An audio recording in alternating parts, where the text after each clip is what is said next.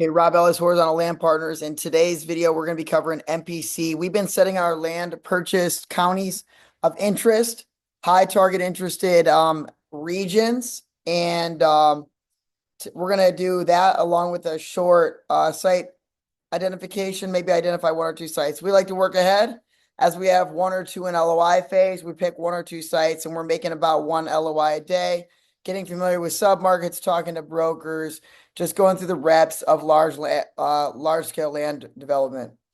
If we look at MPCs as a whole, we covered this before, but our CLCO covers this.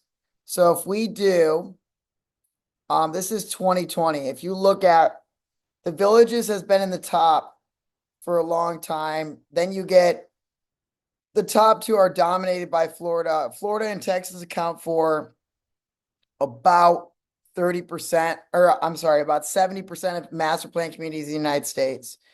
And so you could see it's very difficult to crack 1,000. You would have to have 40,000 acres. To make it to the list, you barely make it here. If you're doing 300, sometimes you might. But if you want to the right communities have a 3 to 4 year peak and then they sell out and you move on to the next one. So the purpose of this is to look at what submarkets are performing well and where would we want to focus. So this is Land O'Lakes. So this is what it looks like. You can see the bottom one here was 450. The top was 2,400. With the majority, right? If you want to rank on here, we want communities that consistently rank on the national master plan communities down here in Florida because it's such a big part of the market. So we want to target communities that can absorb 1,200 to 2,000 housing units. If we want to be on there for 2 to 3 years. Let's see what year. This was 2021. Now you see 4,000. You see the 20 to 20. You see there's still just 5. That's 1 in 10 of the top, and that's across multiple states. There's only 2 in Florida, 2 in California, and whatever. So as we continue to go down, the bottom here was 450. And it says where it did it again. So some of these, to make the list, you have to be in the 400s. And that means that you have to be a certain size deal, which is probably around 2,000 housing units. Up in Ohio right now, we're doing 500 housing units. I would say between 150 and 500 at the most. That's kind of the range. And down here, we would be willing to go up to, if we had the backing or when we have the backing, up to probably 2,000 tops. And we want to break that across submarkets. So if we look at 2022, we can see that the bottom this year was 350. Inventory was down a little bit. That's when interest rates went up.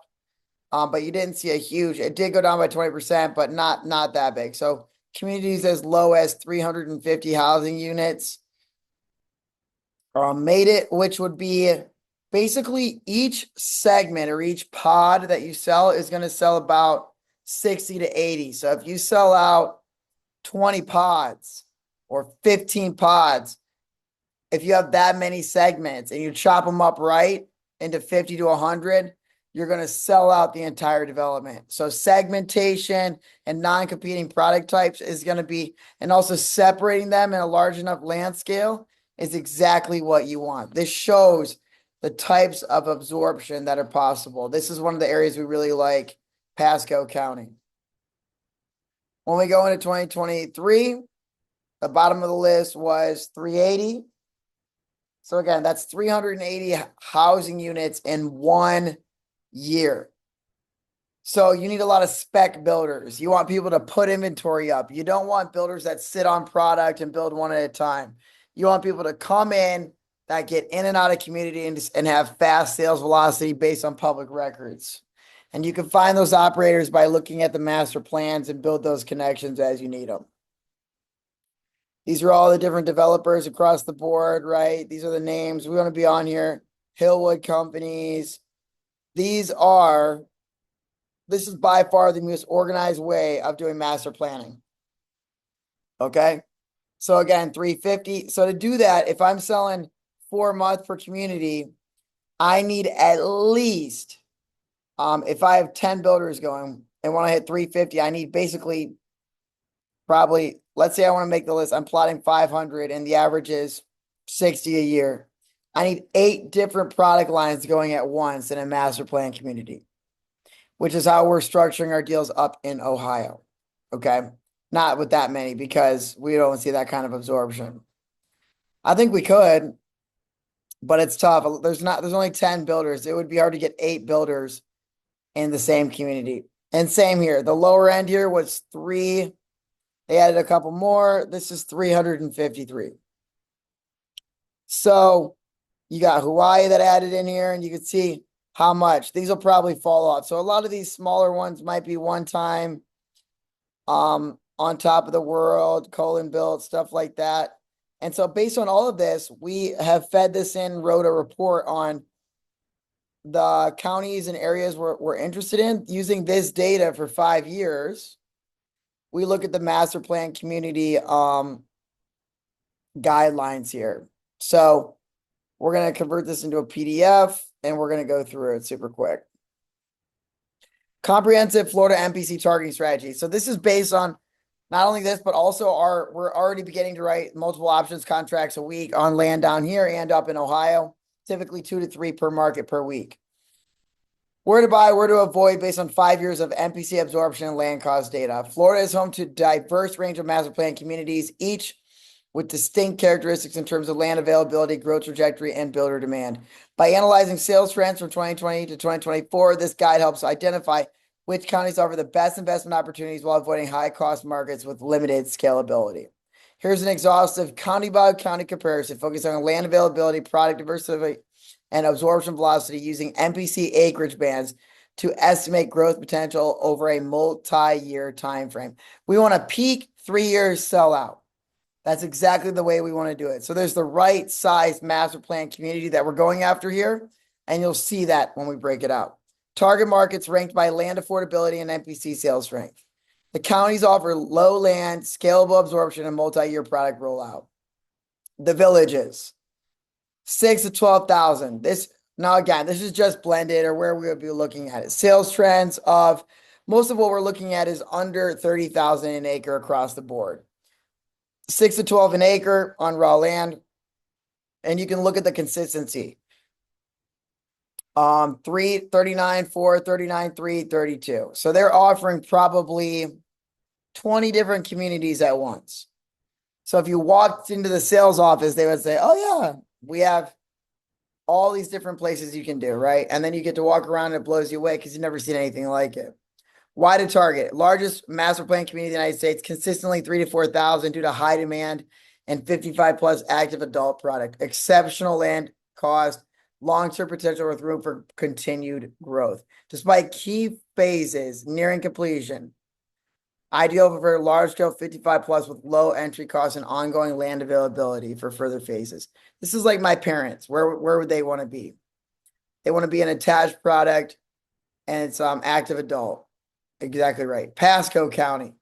This has 3 of them, and these are smaller scale developments. Okay, so you have flagship MPCs, Epperson, Murata, and South Shore Bay.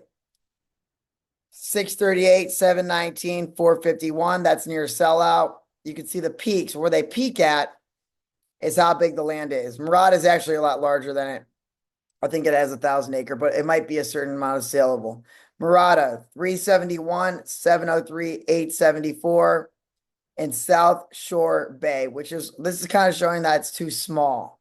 If you put the whole community up and it gets absorbed, it's too small of a land tract. To do all that work, you really want 3 to 4 year, multi-year sellouts and move on to the next. That's how you want to do these developments. Lagoon development with multi-sector absorption, focus on SFR, BTR, and modular. I would also say townhomes. This is like just a very affordable. The focus is builders like DR, Leonard, Pulte, Taylor Morrison, active and with high demand for rental and for sale units across various price points.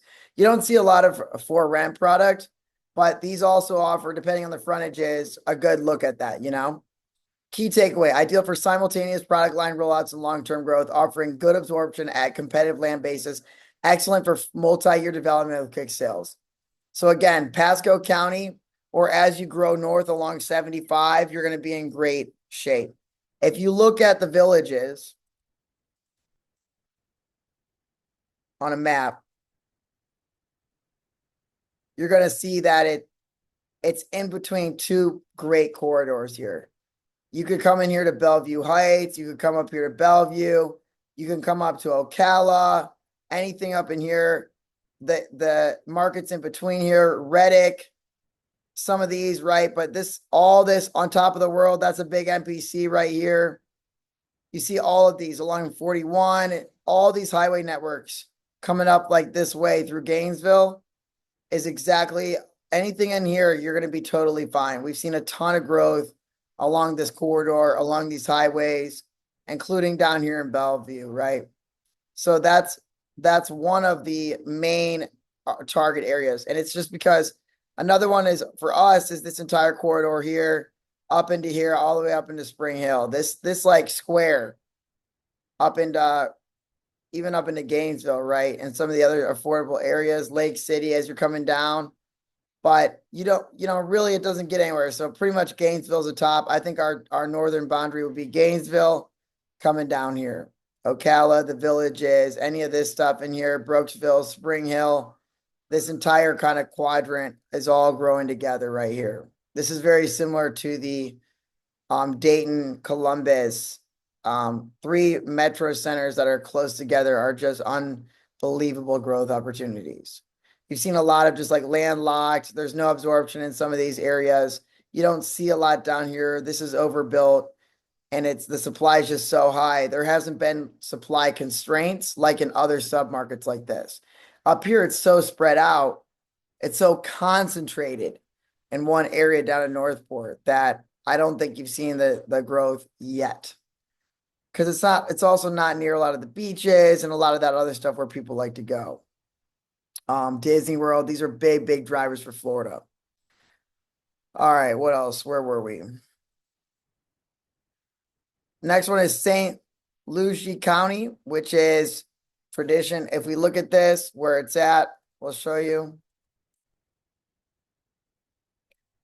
It's over here. But again, you see over half of the county is non-developable. This is a very landlocked area that's pretty tied up. It's tight. We've already talked to a lot of people doing stuff down here, and we need long-term growth. So it's going to be tough over there. But you've seen Tradition, Riverland, Tradition sales 500, 600, 400, 600, 600, right? And that's consistent because it's multi-year. Riverland 400, 500, 500, 35 to 55, 2,000 acres. That's a little bit higher than what we want to pay. Well established with balanced product offering, strong builder demand for workforce and senior housing, and traditional SFR, perfect for phase rollouts. We don't see it. There's not really the net migrations that are moving up there. In my opinion, it's not where everybody is moving, all age groups. It doesn't have the drivers that some of these other ones do. Not bad, but it's not focused. Same with Charlotte. Charlotte is Babbitt Ranch. If you look where this is at, it's kind of down by Northport. It's going to be extremely landlocked due to the floodplains. It's not as wide open. As you get closer together, there's very little land availability in here. You see Babbitt Ranch over here, and they're selling it right here. Could it be good? Sure. But you see that it doesn't have the highway access that you see. So it would probably be closer to like some of these exits in here, but you'd have to look at infrastructure, right? Lagoon, some of this stuff, Leonard, Brightwater. This is what we're talking about. Being a little bit closer to the highways is where we want to be. So we look at corridor growth. Same with this stuff right here. A lot of this stuff. This is one of the main exits that comes into Sarasota and Cape Coral. So is it possible? Sure. But that submarket's extremely overbuilt right now. And I just don't think it's as strong. So we want to be in the spread out area. We want a lot more opportunity. We want to focus in kind of like 10 counties in that ring up there. Where were we? We were at Babbitt, known for eco-friendly, sustainable, high SFR, builders, Leonard Pulte, large scale community multi-phase opportunities, and then Bay County, which is up near Panama City, still a little bit further out, you know. So for us, it's really Central Florida. I would say it's Gainesville, Orlando, Tampa, Triangle is where we're focused. This is Margaritaville Water Sound, which has been doing very well, and so did the one in Central Florida. Strong adult demand, 55 plus, solid pricing, coastal proximity, life-oriented product, luxury and lifestyle. And again, that's coastal. And we see like coastal Georgia too. So when you look at the Margaritaville brand, it's good to see where they're at.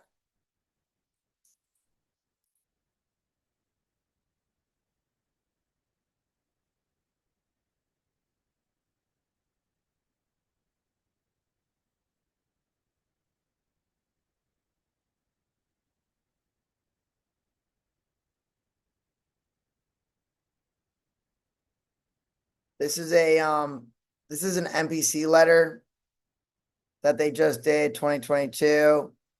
Consulting services, self-contained that. So this is 95% expect homes in MPC to hold their value, if not better. It talks about the organizational structures of this, right? So this is what they look like, some of these phases. You see how organized these are and structured. Phoenix, this is more of a, if we take this, we can talk to this. This is a newsletter. And if I put this in here and say, is there anything, if we say launch newsletters,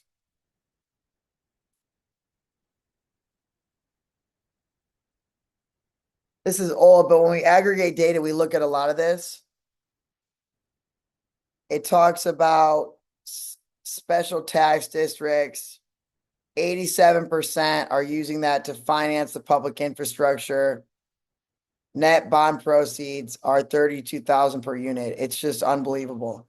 So large public infrastructure tools like CDD or MUDs, they're using special tax districts to secure lower cost financing and lower the cost. That lowers the cost of lots for developers. For some of those, it would not be worth it probably. Reimbursable infrastructure costs to avoid missing out. The launch reimbursement tracks construction costs that could be reimbursed. Special taxing districts for DeSoto, Hardy, or Glades. We'll get into some of those. Especially at what point, how big do we need to be to use special taxing districts? But that's not the purpose of this meeting. So looking through this stuff, it looks, those are where we're targeting. Bay County, I'll show you where that's at.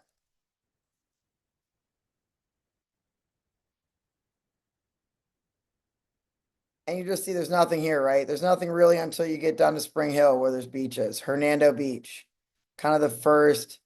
There's really nothing besides that all the way up until you get to kind of over here, right? Which is Port St. Joe, some of these St. Vincent Island right into here, Panama City Beach. But again, very landlocked. So when we look at where we want to grow, the most infrastructure is really all of Central Florida and here. And you'll see that I think over time, you'll grow up here. This will all grow together. Jacksonville up the coast to like Savannah is another great coastal market that we're looking at for large scale development. But for now, there's plenty of land opportunities. Markets to avoid: Westlake, Palm Beach County, extremely high land prices compounded by entitlement delays, luxury housing, where absorption takes longer and returns are slower. Sarasota and Manatee. These are highly competitive, already controlled by large land developers, high land prices, limited availability, very difficult for entry-level new MPCs. Institutional investment pressure leaves little room for new and low-cost development, which is what we're targeting. Orange and Osceola counties, Lake Nona and Sunbridge, 75 to 175,000 an acre, just like Sarasota was 80 to 100,000.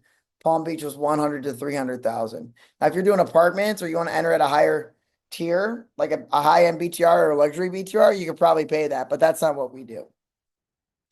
We're focused on entry level. St. Johns County as well. Oh, Orange and Osceola. That says that it's between 75 and 175. That's Lake Nona, Sunbridge.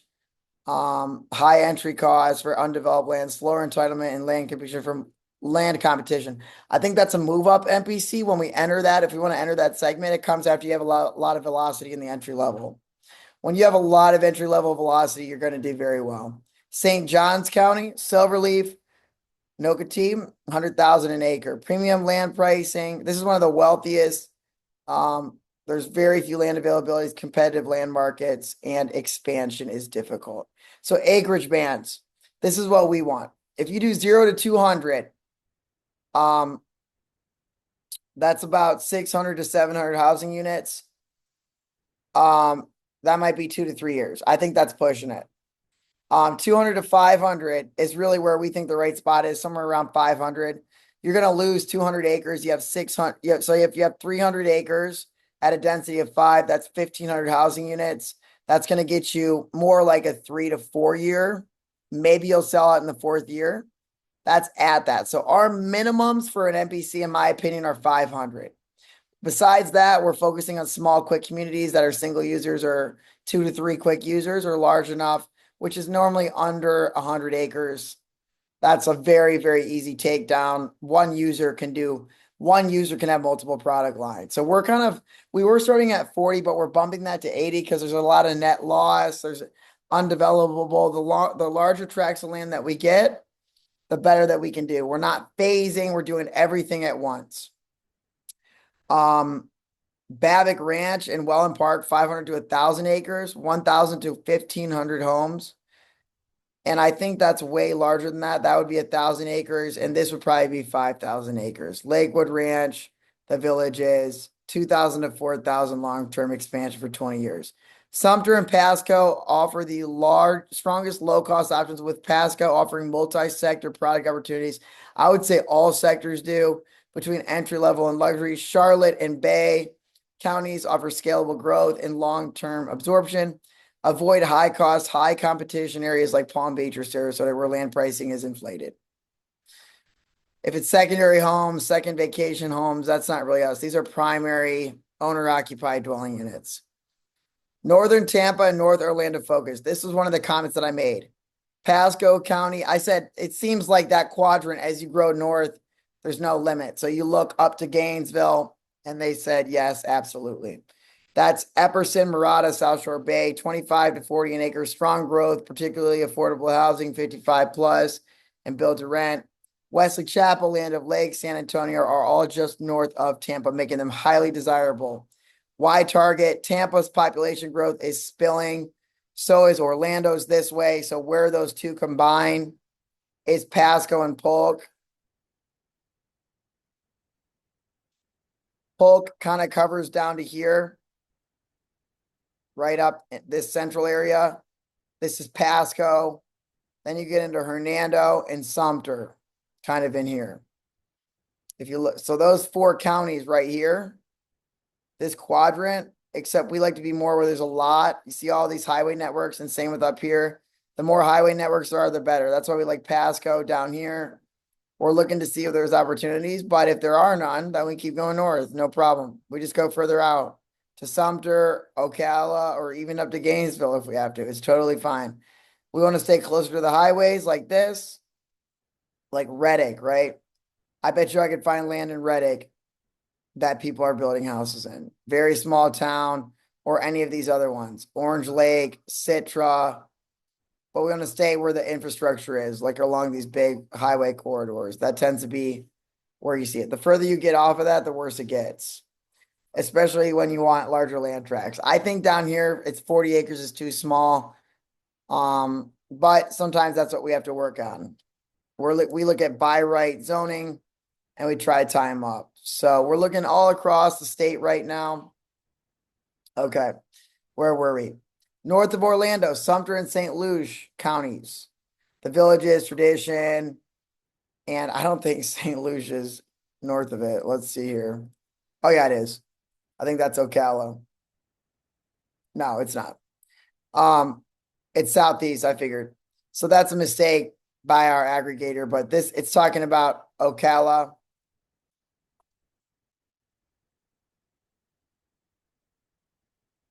Marion County.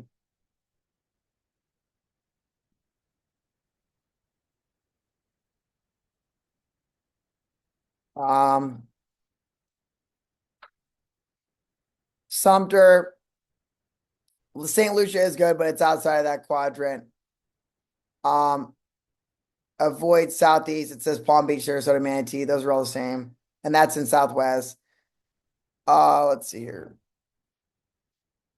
And it says the villages, active adult, some of these things. Let's go back to, let me fix that. Can you go to north of Orlando? I think you meant Marion County, not St. Lucie, and redo that area.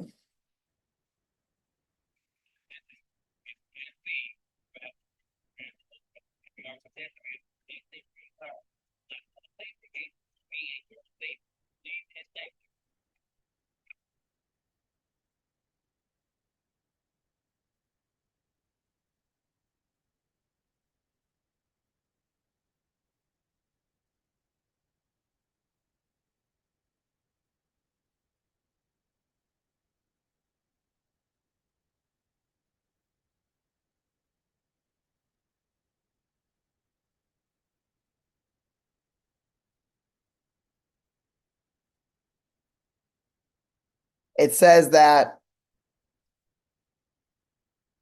smaller, we don't want to add it yet, I think, because so Gainesville and Alachua County may not have massive growth seen in Orlando, but the affordable land, the I-75 runs through it, highway access. I think it's the northern boundary.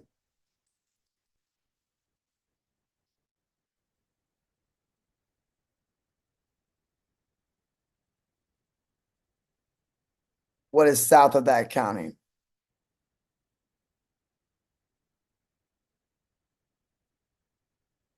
So Marion Lake. So I think it would be Marion Lake, Sumter, Polk, Pasco. Am I missing any? Or that's the area of focus with highway access? And can you update this area similar to how it is now?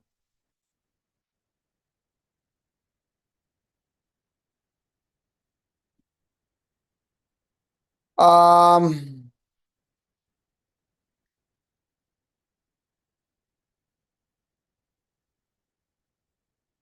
Here it is. North Tampa and North Orlando.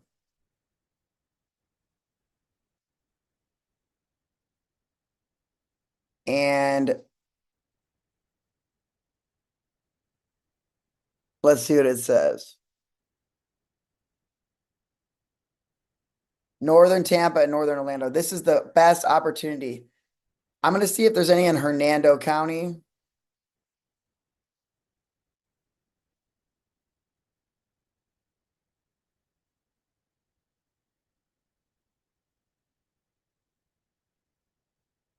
Have we seen Hernando County on any MPCs yet?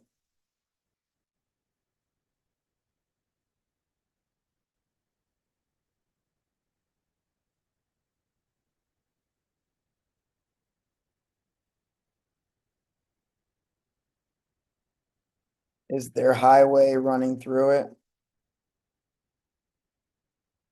I think access is issue and traffic count. I don't think there's a major highway running through it, really.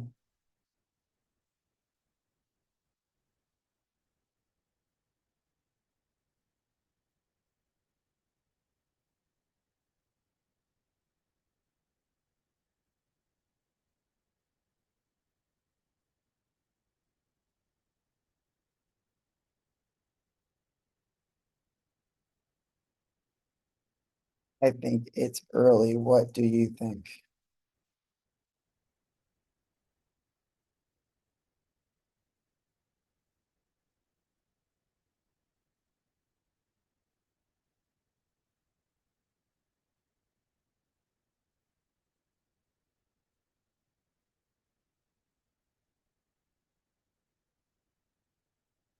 It's the same as emerging in Gainesville. Can you add those? Can you add those two as emerging, slower absorbing, but still within tolerable? So what we want to say is that Hernando and those counties,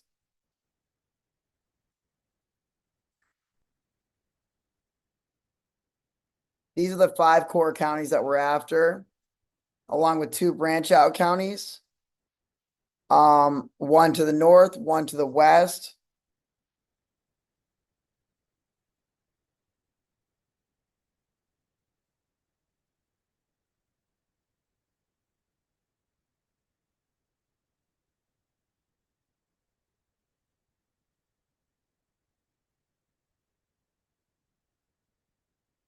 Okay, so this is Central Florida. This is our northern Tampa and northern Orlando focus area. And it's also very strategic because I would say that accounts for how much of Florida's growth do those 7 counties account for?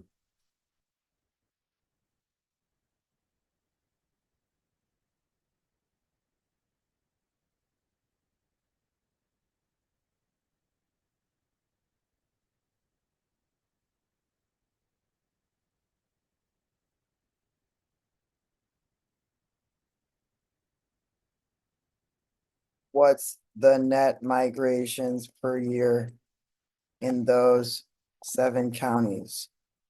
If you look at the population, what we saw in Ohio is there's maybe 12 county.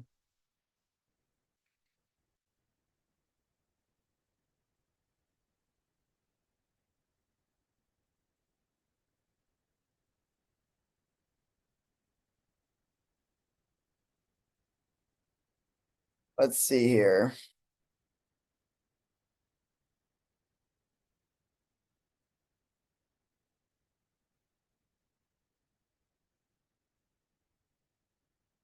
How many total per year net new out of the 400K or so that moved to Florida? We're looking at net migrations in those counties.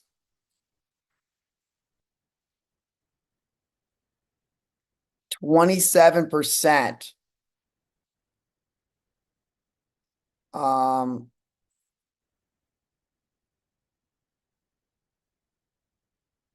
I know people that live in Gainesville and they don't move to Gainesville. They move away from it. So for a rental market or maybe you have a BTR, I just know that they move from there. College grads, where are they moving? They're moving to the city, you know? Can you update our North focus and push this out? That is substantial and all concentrated.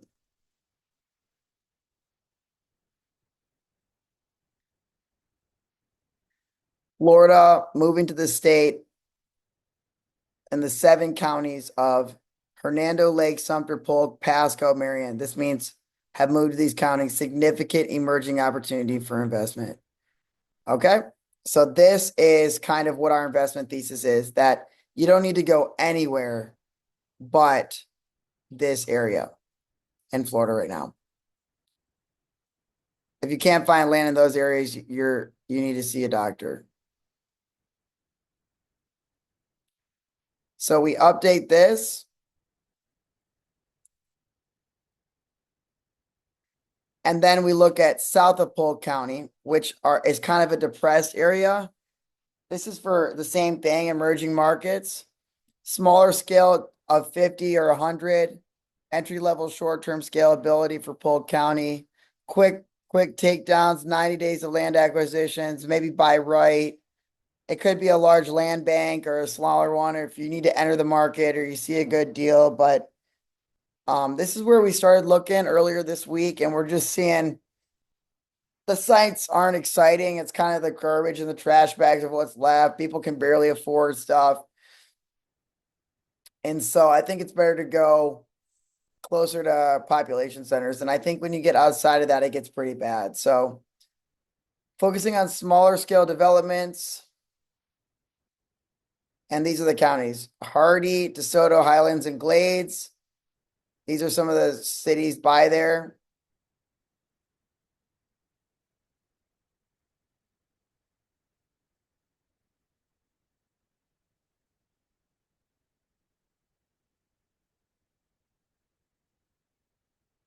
And Hardy County, 5 to 12 an acre, agricultural, proximity to I-75, workforce housing, small towns, even mobile homes, infill for underutilized agricultural, quick turnarounds, could capture demand, but utilities are going to be one of the major problems down here. So we have to stay along the major corridors, which is exactly what we're saying. When you look at when we look at land and scalability and ability to grow within an MSA, it becomes more difficult.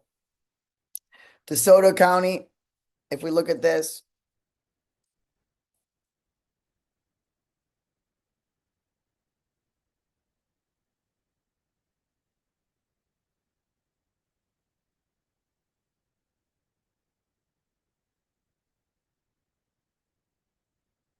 very depressed.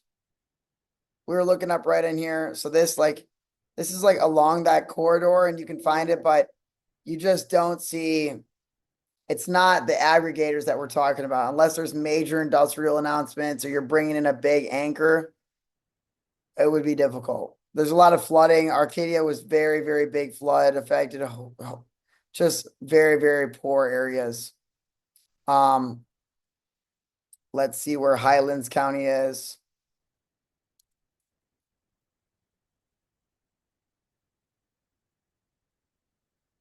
Same thing. Coming in here, we like this, Pasco. So we just did these two. Arcadia was here, and it's these four right here, you know. We like some parts of this up north in South Polk County, like we just did it. We looked at where was it? Some of these are a little bit better. Lake Wales, we like. It's closer to this stuff, closer to Dundee. This main 27 corridor, 98 is a little bit less, but where there's a lot more opportunity like that. And then what's the last one here? Glades County.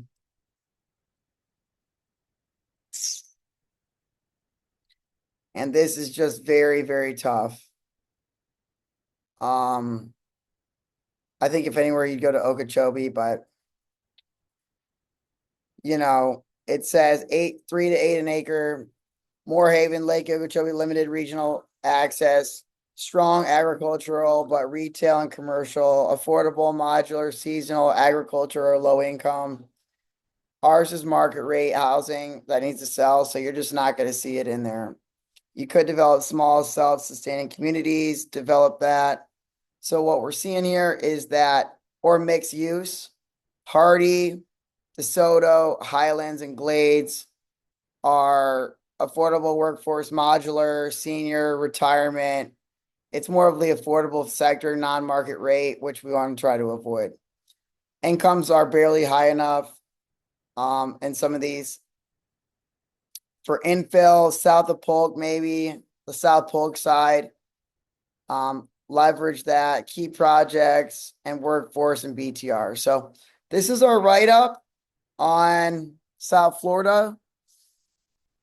And we do it based on MPCs. Based on that, it's more in the upper areas here.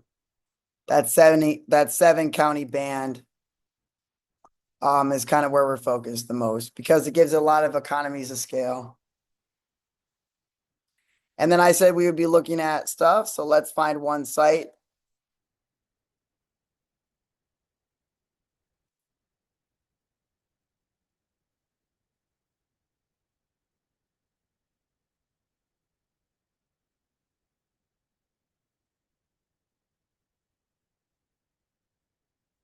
What I like to do is 50 acres plus under $1 million. We like to start with the tough stuff, really cheap land. We're focused under $1 million right now, just as we get to know the submarkets. These are sites that we can personally take down. So we'll go this and less than $1 million.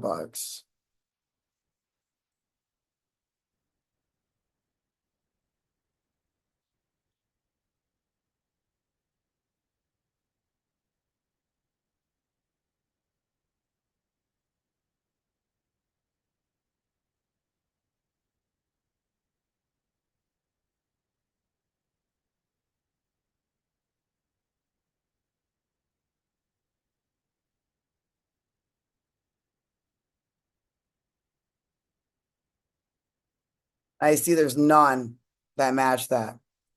So we might have to go to, we're going to go county by county here.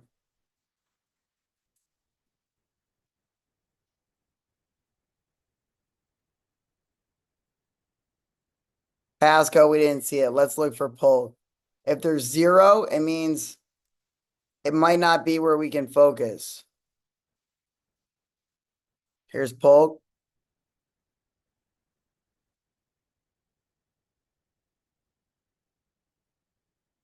The problem you're going to run into over here is infrastructure.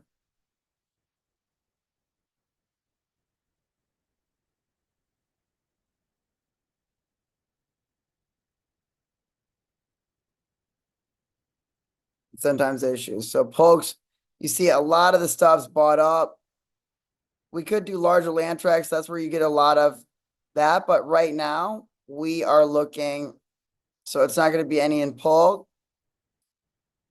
What's next? We did Pasco, Polk. Let's look at Sumter. I think we'll find something in Sumter.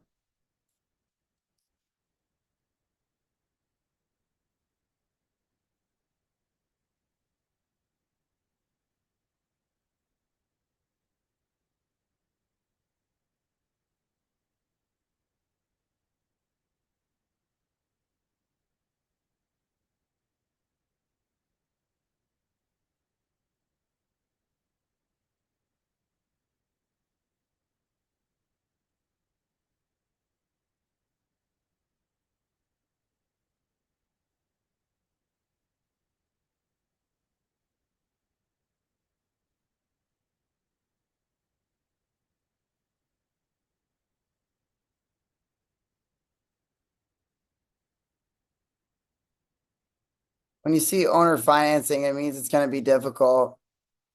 So we're not seeing anything in there. Now we could drop that, but we are really trying to be above 50 acres right now because Florida loses a lot. So if we want net developable above 20, we're passing on that. So we're going to move on to Lake County.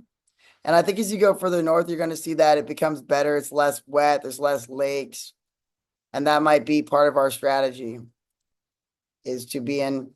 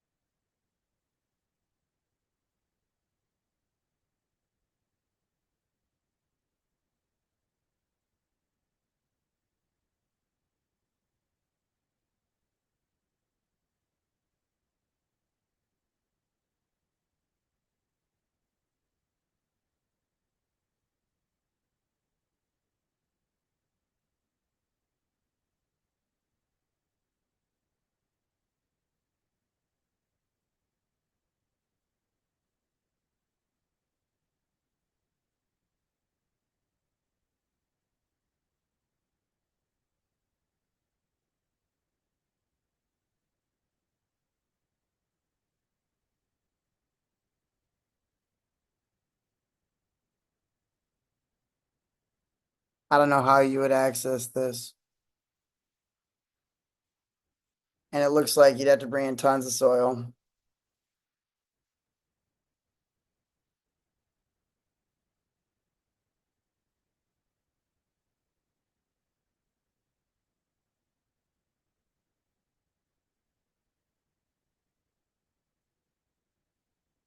It doesn't look like the kind of area that you would develop.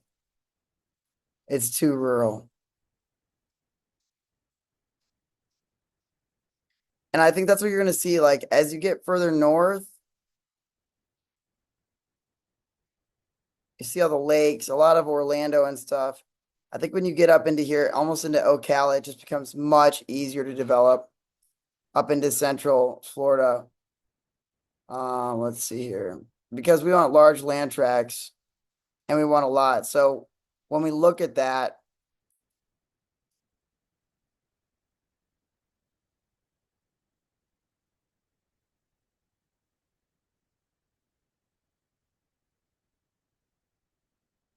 Just looking at these three.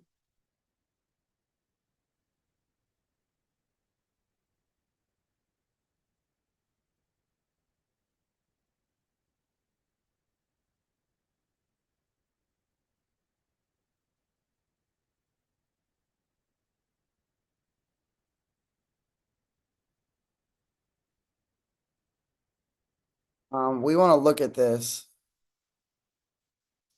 Sometimes we'll look at the area on Google Earth and see if there's been residential development.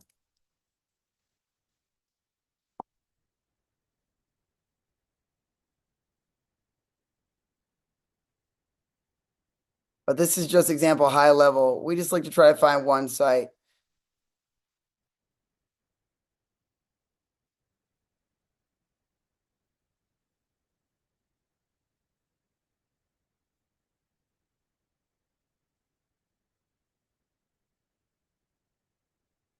You're normally looking for like major retailers on these. And if you don't see them, like any kind of retail, then it's just a bad sign.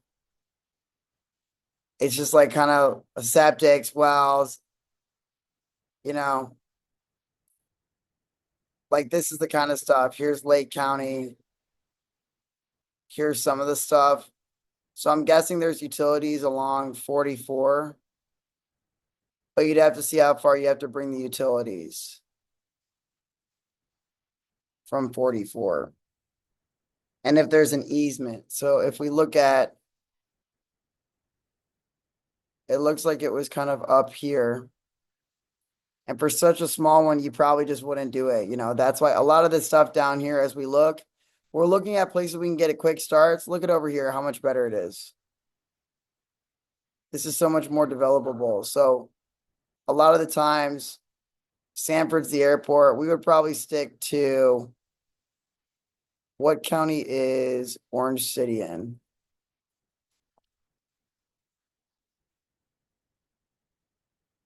Volusia County.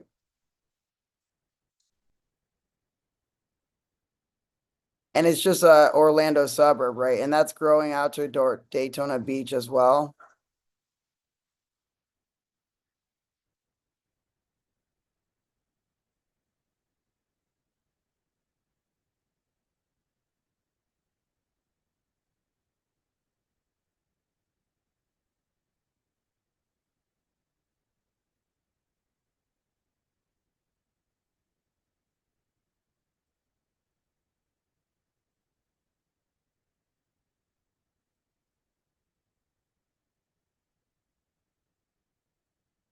$13,000. The the land, right? Infrastructure, that's one of the main things that we're looking at. And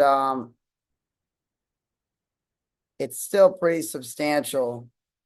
Affordable land. Can you rewrite that whole section? Also, has there been an MPC in that county? It might be better for smaller stuff.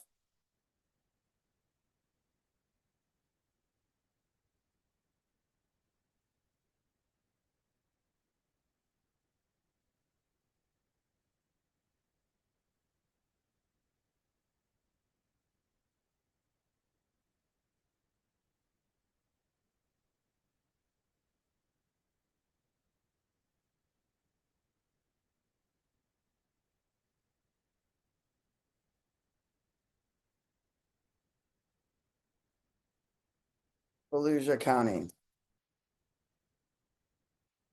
So we want to bring these in.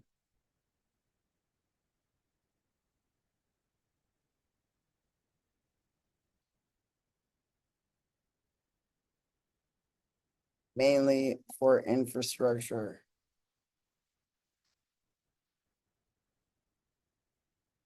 I'm looking now, and these other ones have limited infrastructure and commercial/retail presence. So from looking at that, we're just looking at these corridors and where there's a lot of commercial.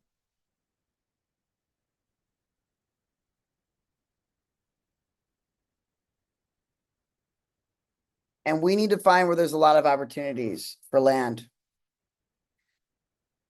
And so this is another corridor ring. If you continue it up, right, to Daytona, like that central cross I-4, it makes a lot of sense to follow the highways and you see all the infrastructure that breaks out.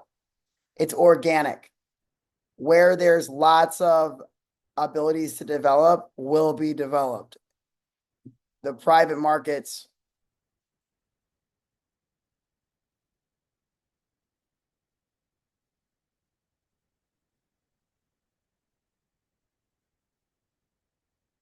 Okay.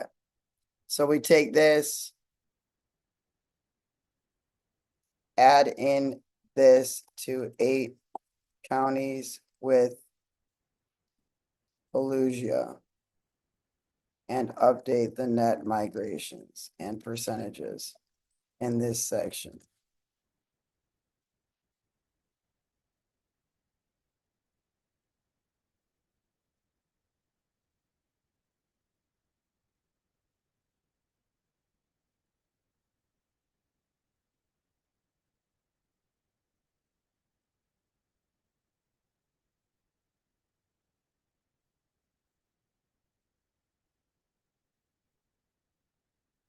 You see, all of these are targeting under 25, and that's exactly right.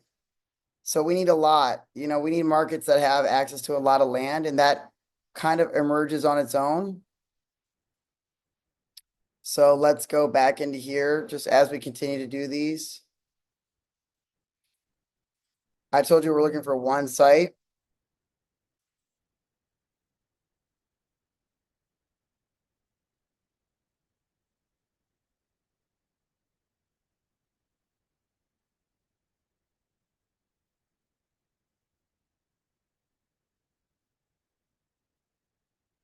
This is where we're talking about. Not this stuff. So we want under 1 million.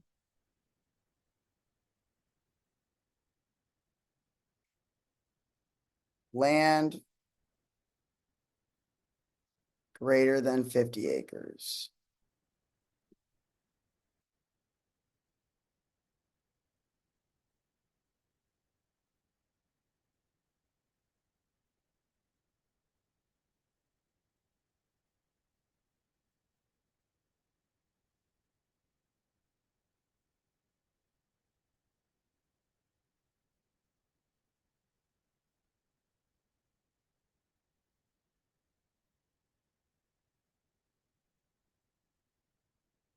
Now, if you have Publix here, they definitely have infrastructure here.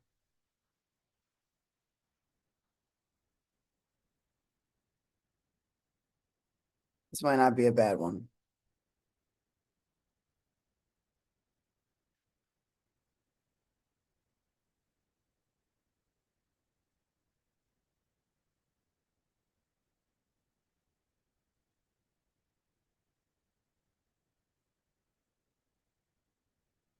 So what we want to see, let's check this out.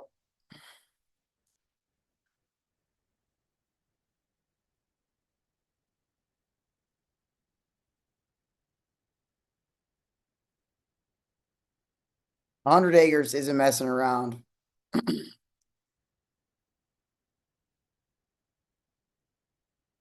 And you can see how these have been developed and extended over time. Big blocks of land.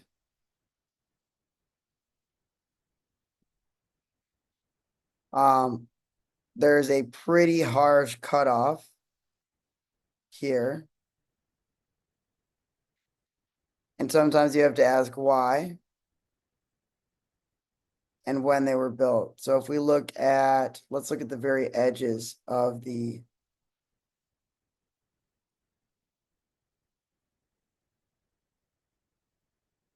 Elkham Boulevard.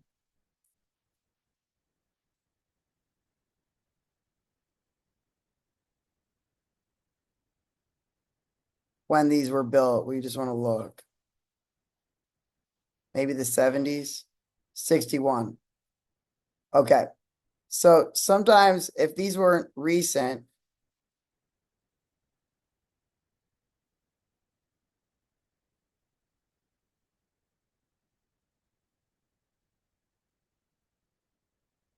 a lot of the times, you see these big tracts like this.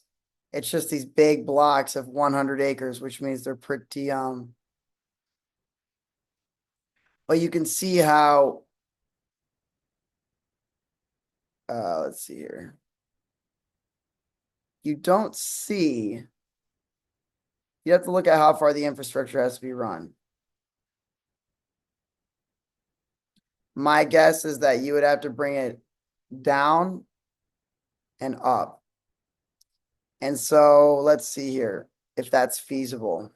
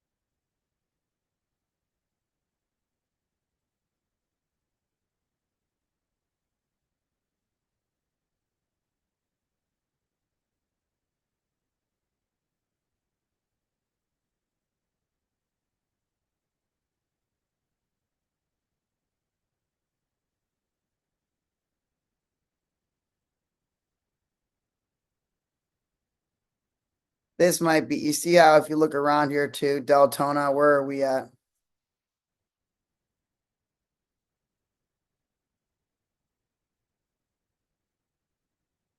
Deltona. All right. So we might be able to get this one, and this is touching where other infrastructure is.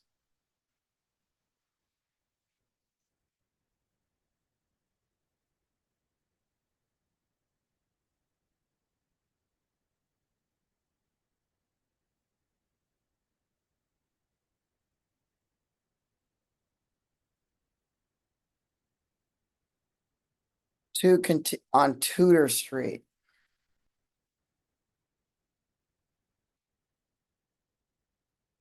And we want to look at, where's Tudor Street? Oh, it's a dead end parcel. Okay, let's look.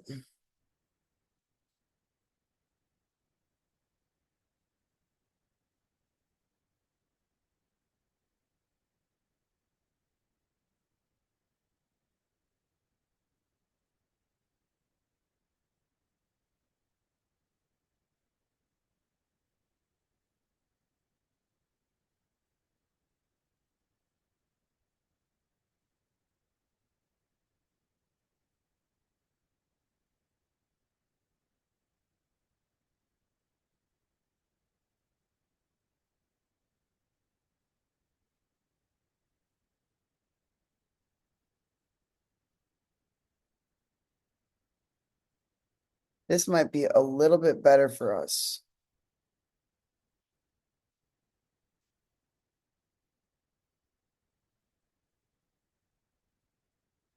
Three continuous parcels, 36 acres, three separate public roads.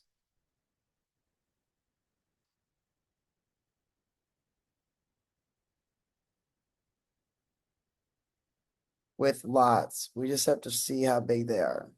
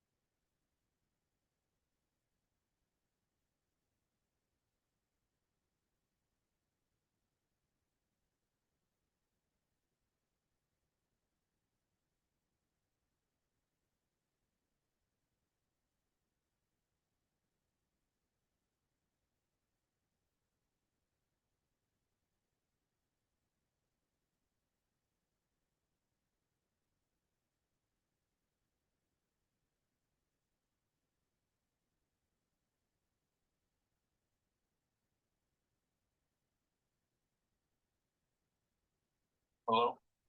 Hey, is this Mr. McBride? Hey, I was calling about your listing over here. It looks like you have three parcels combined. Yes. Are those like infrastructure platted lot ready? Or No, they're not. okay. Are there public utilities off of that street though? There are. Okay, great. We've been looking at an easier opportunity to enter the market. I'm doing a land development. Um, is it 1 million together for all of them? 900,000, but yes. Okay. And would the seller consider selling one individually? No, he doesn't want to sell it individually. He preferably sell it all together. We probably would. I think we would just option the first one and start the process. And after like 90-day due diligence, we do options contracts, not like we like our institutional level intermediaries and we do like SPV JV deals, you know? So we just try to limit our exposure. So looking at these three continuous, I think that we would consider it, but I think we would just want to start with understanding everything with it. So Okay. We did have a due diligence report and a conceptual plan that I'm sure you've already seen on the listing. Um, would you like me to send that over to you? yeah. Could I text you at this number? Sure. Is it like engineered? Is it like engineered and everything? The property hasn't been developed at all. Okay. So that's what we do. We take it all the way through the engineering process, during our option contract to make sure it's feasible. So we would rather lose the money than like we option it and then we also do our due diligence soft costs to make sure it's developable instead of purchasing it. But yes, I would like to take maybe a look at it and maybe you could we can see what it looks like. That would be great. Perfect. All right, my name's Rob and the Okay. and the name of my fund is Horizontal Land Partners. If you text me your email too, I'll send you a little bit about us and maybe we can set up a call with the seller or something like that. Great. And how many units was it total between all of them? Like, is it 6,000 or 7,000 square foot lots, like 50 by 100 or 75 by 100? I believe so. I'll have to check. Okay, you don't know about how many lots there were, you're saying? Uh, I believe it was 59 developable lots. Between all three? Right. Okay, man. I'll take a look. Okay, great. Thank you. Yep, thanks, bud. So that's an example. That's us exiting. Um, there's not a lot of value extraction. The basis isn't low enough. What they're trying to do is sell paper lots, 59 at $1 million. Too low. We're getting about 120 for 500. So they want about 16,000. It's not horrible. And there is infrastructure, but we would probably pass on that. So there's about 40, what is that? 40 acres. That's why we're looking at larger sites, and at a much lower basis. So typically that's a good sign that we're in the right area. And more than likely we would take something like this.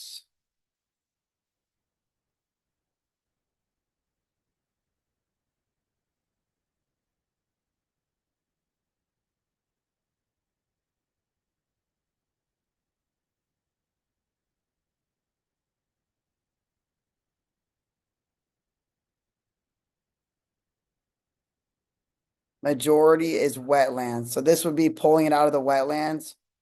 R1, let's see what the development standards are here for Deltona R1.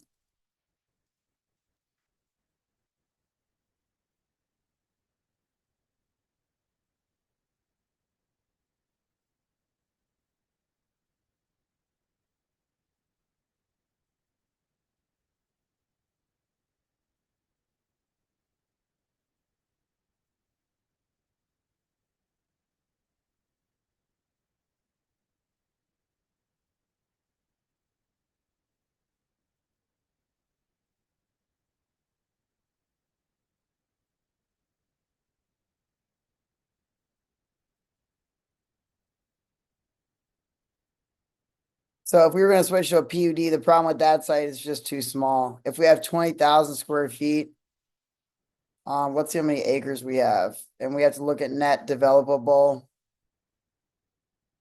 I think we would get to the same thing. You see how our basis is so much lower, but looking at the yields, it's almost identical to that. So I think you need a larger land tract of 100 acres. But we really like Deltona, I would say. And 34 acres, how much could we get it?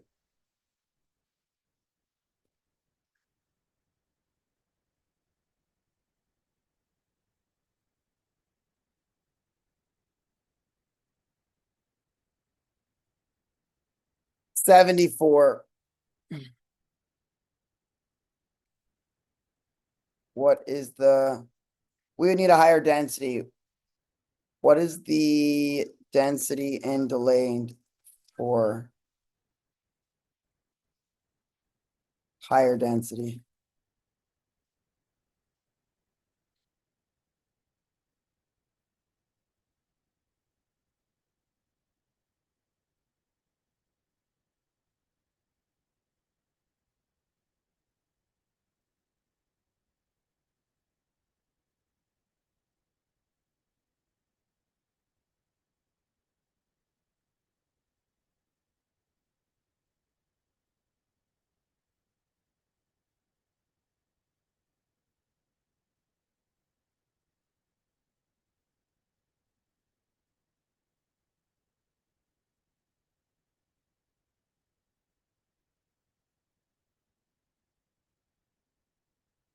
So we're getting really close. I like this little submarket delayed.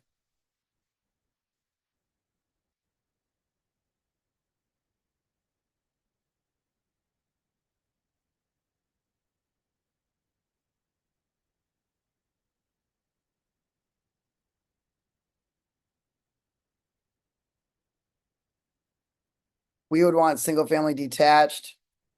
What is minimum lot sizes closer to 5,000 or 7,000 on single family detached? Like 50 by 100.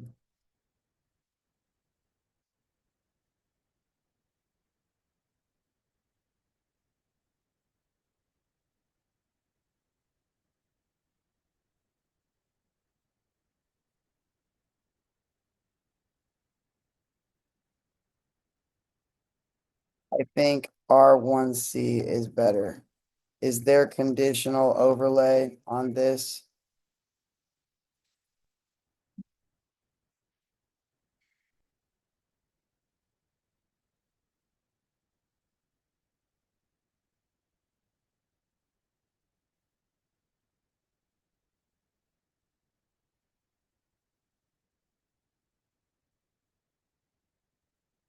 Okay, so we figured one out. So we're gonna make, this is a great lot. Captain Drive.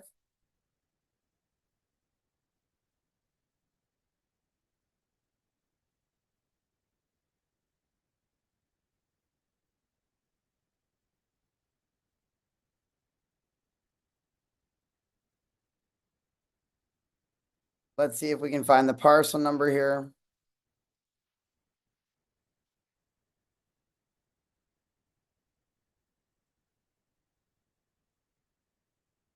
This is phenomenal land basis. It's a wetlands for sure.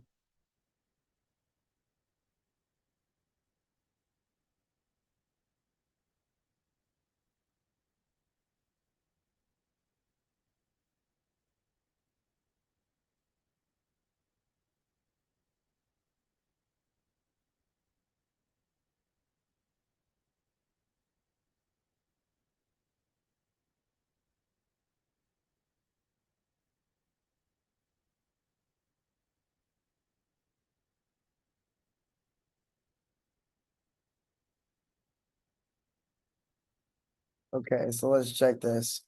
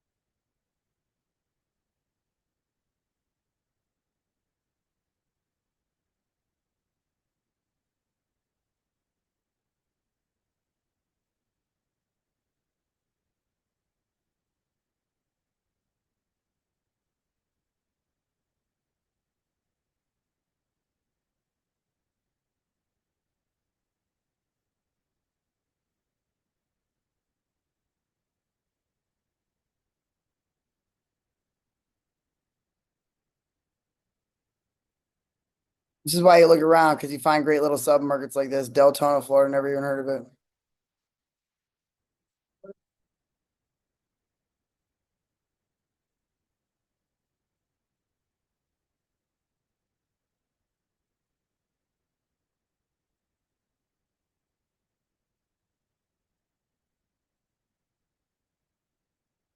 And you can see probably a lot of these can be annexed in.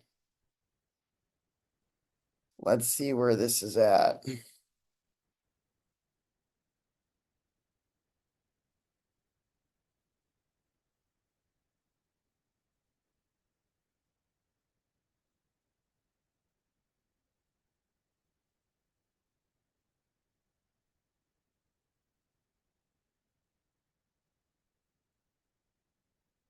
Wow, look at all the frontage. That's amazing.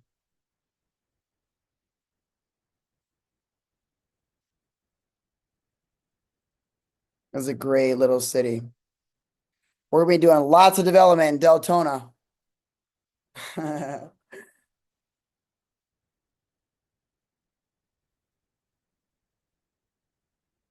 Captain Drive.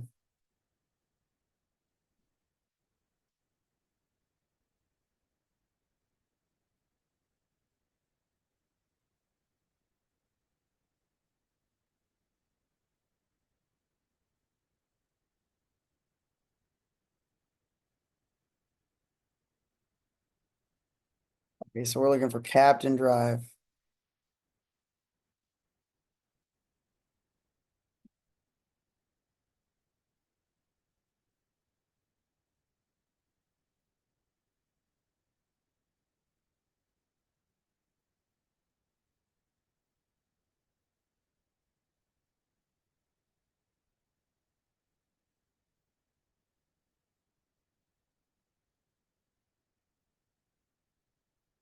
Upper East Corner.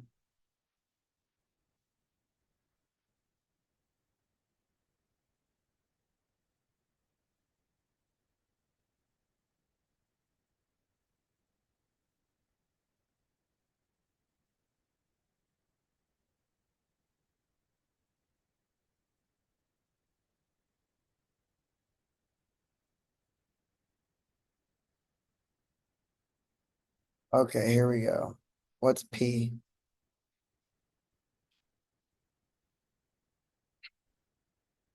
Public use. R1 overlay. R1C.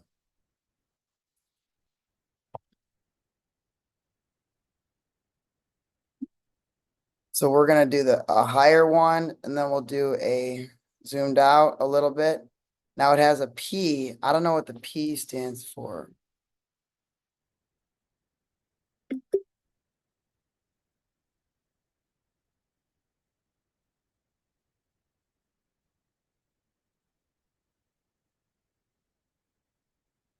Where's Captain Drive?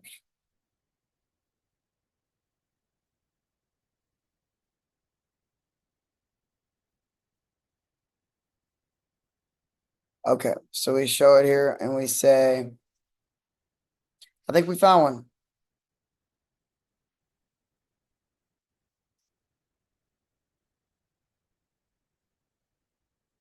And we look at zoning pathways. This is R1, but we want to rezone to PUD or PD or R1C pathway. Here is a screenshot of the overlay. It hasn't been like that, but I'm wondering if there is zoning language that allows for it or a replat, how that would work.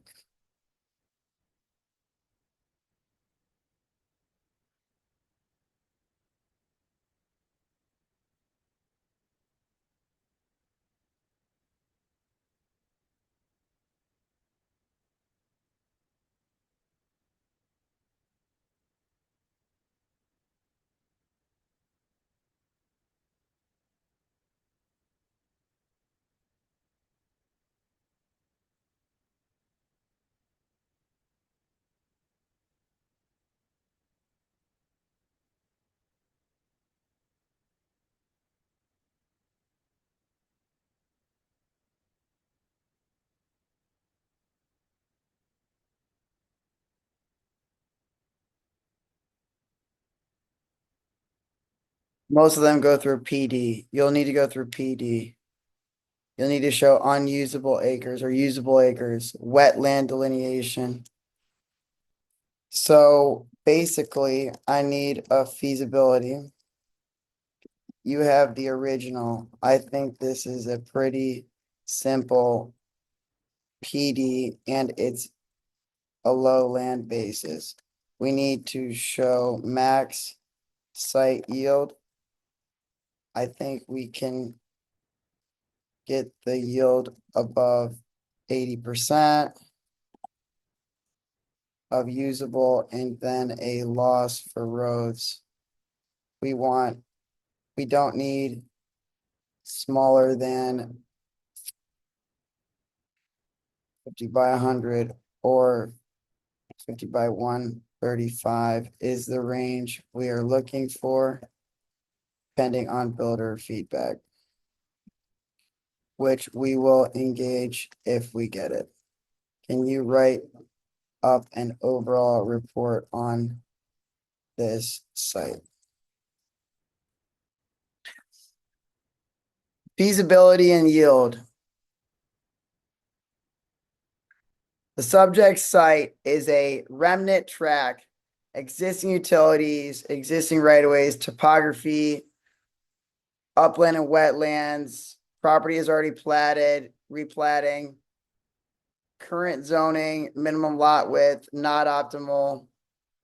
The target's that through a PD. 20 acres, 100 to 130 lots. Conclusion, high yield, low basis. What is the basis per acre right now? It's not even 10,000.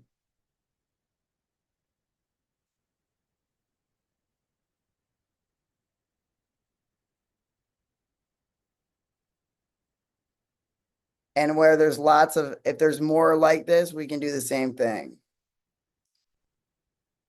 The basis would be 14,000 per usable acre. And typically we look at, I would say, you have to look at net migrations and look at net migrations too. In this county, it's insane.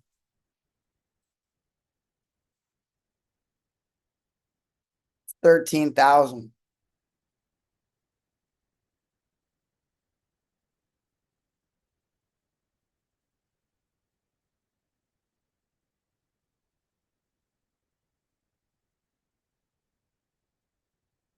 Why is it reducing?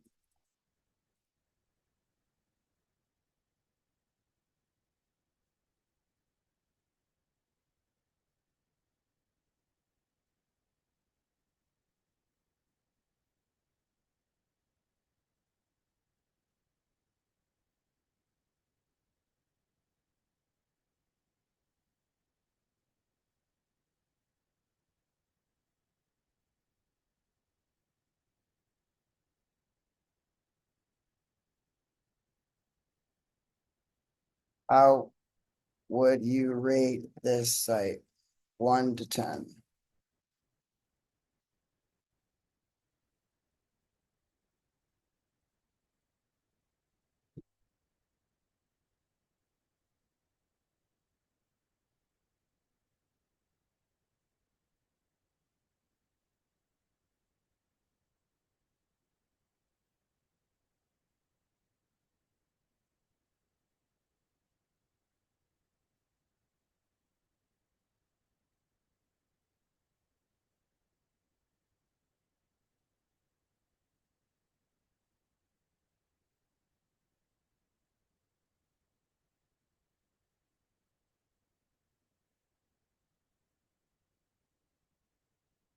Total wetland package, okay.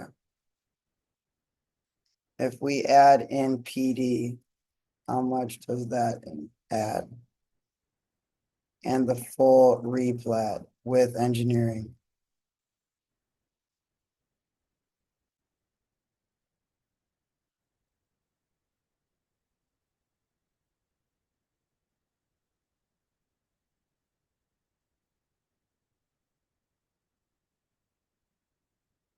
Is that full stormwater ETC to infrastructure? Permit set.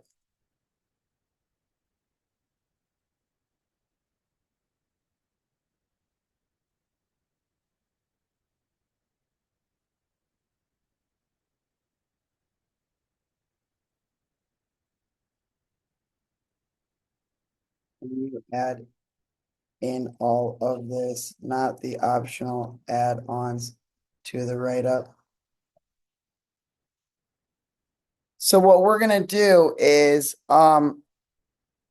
this is tract H, and this is the site that we found today. You guys saw us do it from scratch. And,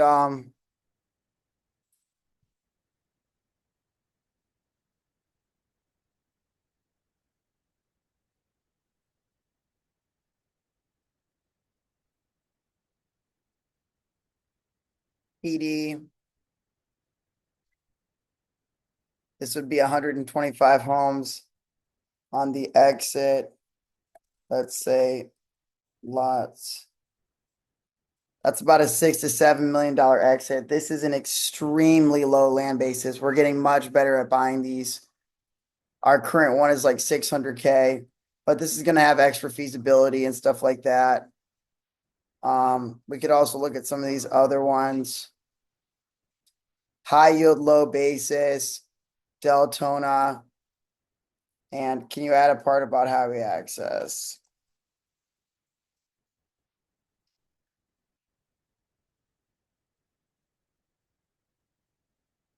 Six miles of I-4.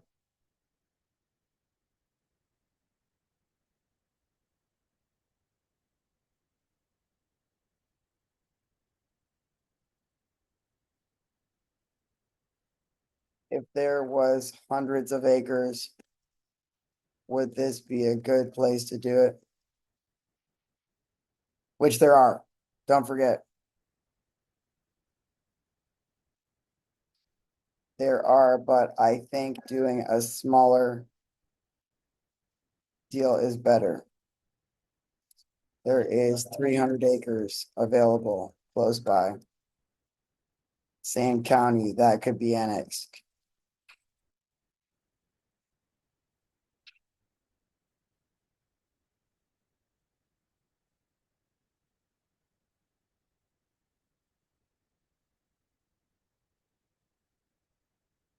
So let's do the full write-up of this site with expansion within the city and county for larger master plan after the first exit. So this is our full write-up of high advantage development. It's growing, single family, it's inside of it, right? It's already inside of the municipality. Basically, this has an overlay on it already.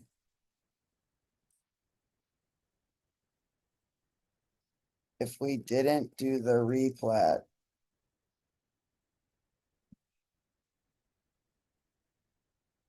how fast could we get approved?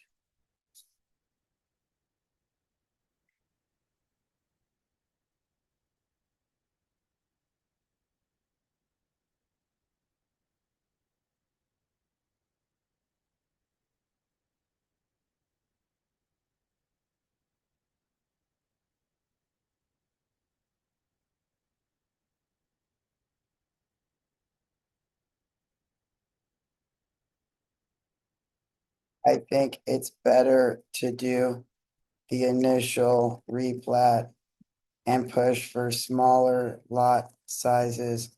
There hasn't been a lot of detached development here.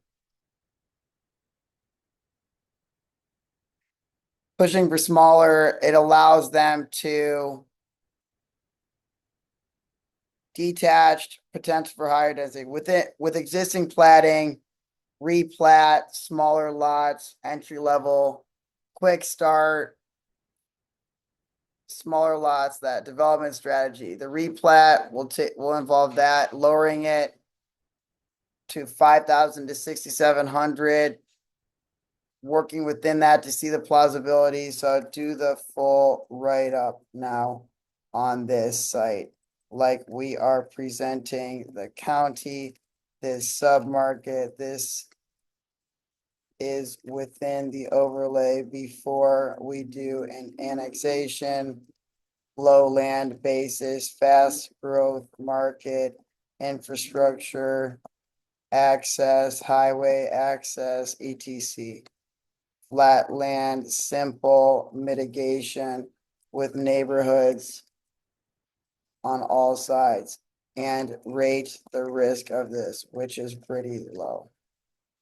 Okay, so across the board, feasibility and development proposal. This is exceptional for residential in a rapidly growing submarket. Deltona Lakes, Deltona, Florida, driven by internal migrations and housing demand. I would also argue, I would also add the age of the nearby housing stock, which is 1970s, and low competition within the submarket. So what we're gonna say is based on all this stuff, it's really, really, really easy. This is one of the best areas. Deltona, most rapidly growing submarkets, existing plurality, low risk, plan development, overlay. I don't know if it is. I wouldn't say it is within a PD overlay. It's within R1, but we are looking at both pathways. It's in an R1 for a PD or for zoning pathways. This 34-acre site, strong residential demand, fast growing areas, 1970s. Let's look at new construction in Deltona. Let's see if there are any.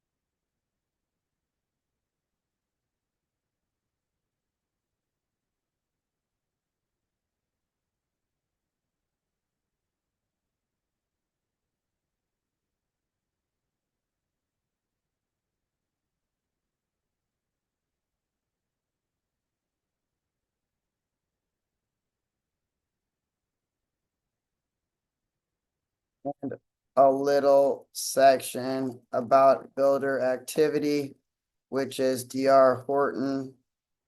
And here is the styles. It has mostly detached, but some attached to within Deltona. And shows it's an entry level market under 500K and a high absorption under 325K, which is where we do a lot of stuff with NVR or Ryan Homes or other entry level builders.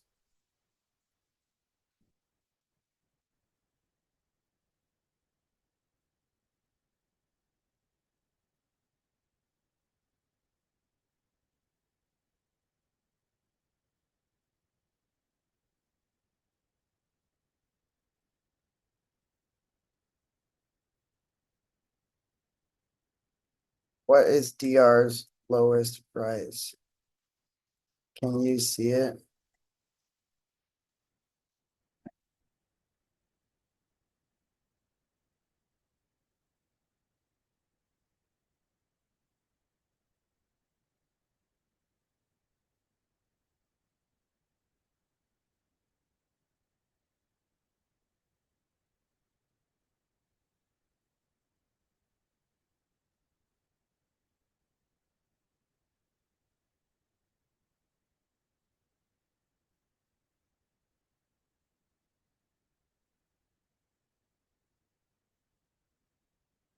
I do see some by them.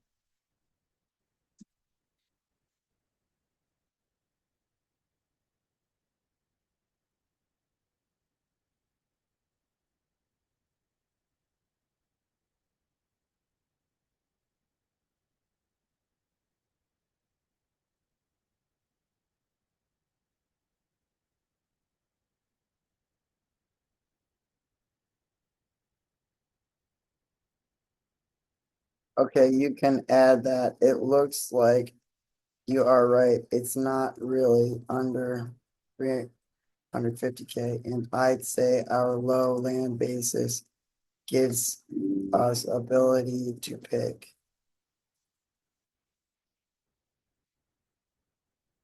Does it show the lot size for that house? Let's see how big they were.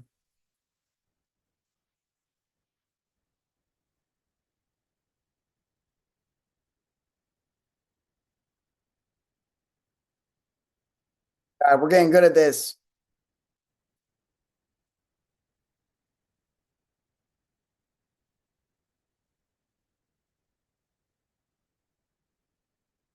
You can just look to how big the lot is. 0.23.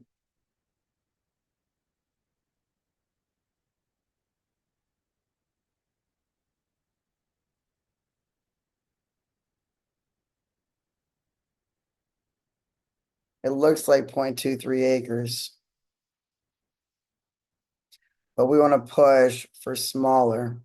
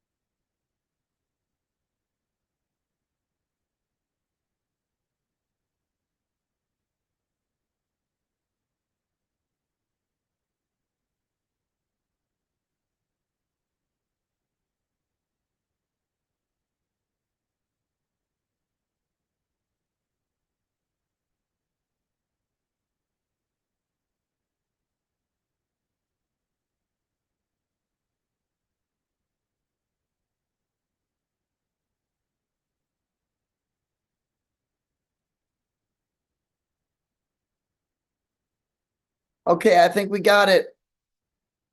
So this will be,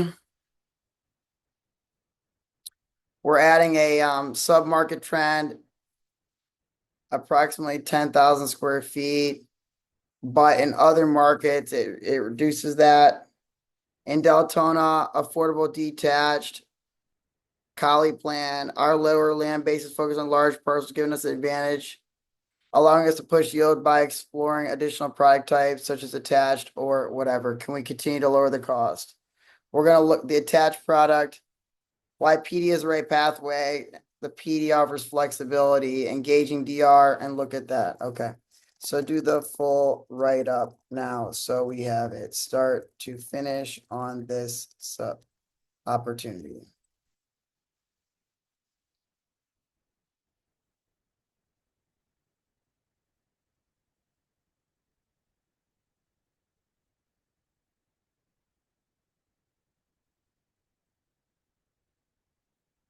So we like Deltona, Florida a lot. It's in a great county. Um, we've got a pathway to do it. We're continuing to look for submarkets. I told you guys we would find one. Um,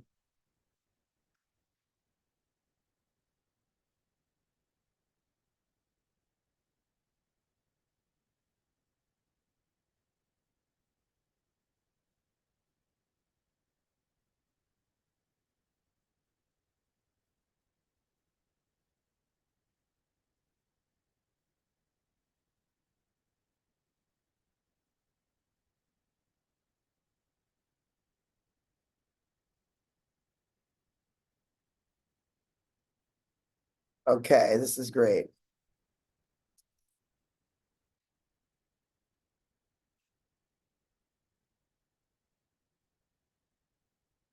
Feasibility and development. Two potential pathways, PD or R1C, high growth submarket. Topography is flat, entry level housing, DR Horton competitive advantage, lower land basis, PD zonings. Talk to them. Why Deltona? Projected path forward. Deltona submarket. Boom. Okay. So this is our write-up of it.